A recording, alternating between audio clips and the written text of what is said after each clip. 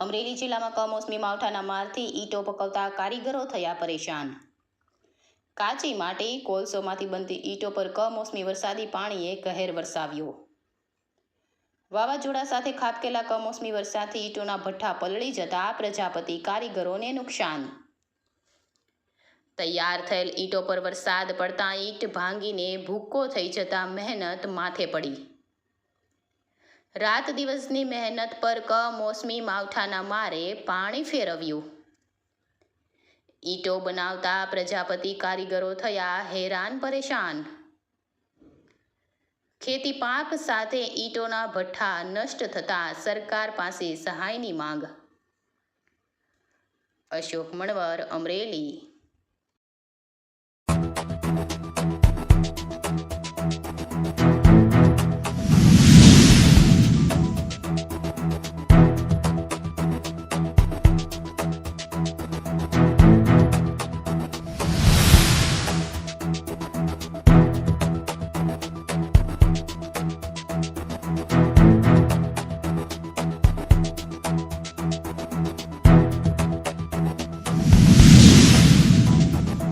संजय भाई शू वरसाद की शू नुकसानी थी? वरसाद ने नुकसानी में एवं है कि आ 2-3 दिवस आगाही हती पण ढाकी दीधुं पण तोय छतां जेटलुं पड़मां ईंटुं पड्युं होय एटली नुकसानी छे। 10-12 हज़ार ईंटुनी नुकसानी छे। कोई कोलसा पलળી गया होय ए पाछा फरीवारथी पछी एमां ताकात जे तत्व होय ए वયું जाय। समझ्या? कोलसामां नुकसानी छे, ईंटुमां नुकसानी छे। ईंटू पकवता बधाने थई हशे?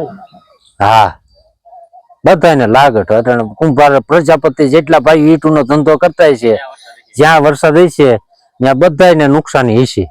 કેટલા દિવસની મહેનત હશે ઈંટુ બનાવવામાં? એમ માનો કે પડમાં 5-5 દિવસની બે પડ હોય એટલે 5-5 દિવસની હોય એટલે 10 દિવસની ઈંટુ પડી હોય। સમજ્યા? અમુક ટકા ગોઠવી દીધી હોય, અમુક ટકા જેટલું થાય એટલું ભેગું થાય એટલું કરી લઈએ પણ નો ભેગું થાય એટલું તો એ ફેલ જ। હા,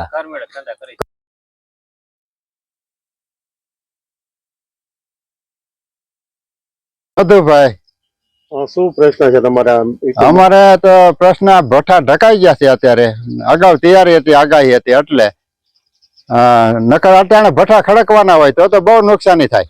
અત્યારે શું નુકસાની ગઈ તમારે? અટાણે આ પડની અંદર જે ઈંટું પાડેલી હોય હુકાતી હોય એ બધી ઈંટું ફેલ થઈ ગઈ, ફરી વાર પાડવી પડે, એ ન હાલે। પકવી તો ફાટી જાય। પલ્લી ગઈ તો પછી હુકાઈ ન જાય?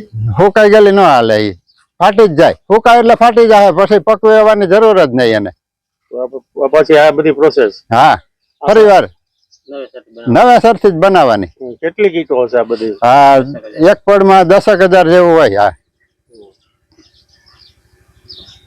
નુકસાની તો બહુ ઘણી જાજી બધી છે। અત્યારે આ વરસાદ અચિંતાનો આવી ગયો છે। જોકે આગાહીની વાત તો હતી, સમાચાર તો બધાને મળી ગયા હતા। થોડું ઘણું ઢકાણું પણ જેટલું આ પવનનું પાછા કાગળિયા ફાટી ગયા, ઉડી ગયા એટલે નુકસાની તો થોડીક છે જ। ભઠ્ઠો તમારો હા, એ ઉપર કાગળ ઉડી ગયો ને ફાટી ગયો એટલે ત્યાં ઉપર વધારે નુકસાની છે ચાલુ ભઠ્ઠામાં। એ પલળી ગયો? હા, પલળી ગયો।